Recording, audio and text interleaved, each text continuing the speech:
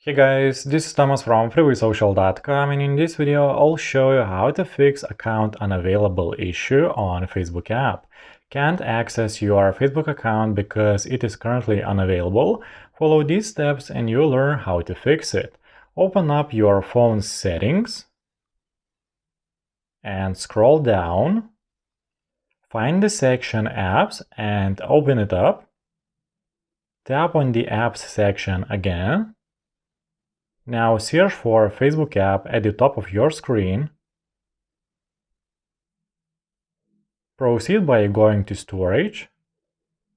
Click on Clear Data button and select OK to confirm that you want to clear your data. This should fix your issue. If the problem still persists, then just uninstall Facebook app and download it one more time again. That's it. I hope this guide was helpful and you're able to fix account unavailable issue on Facebook app. Don't forget to like this video and visit us at freewaysocial.com.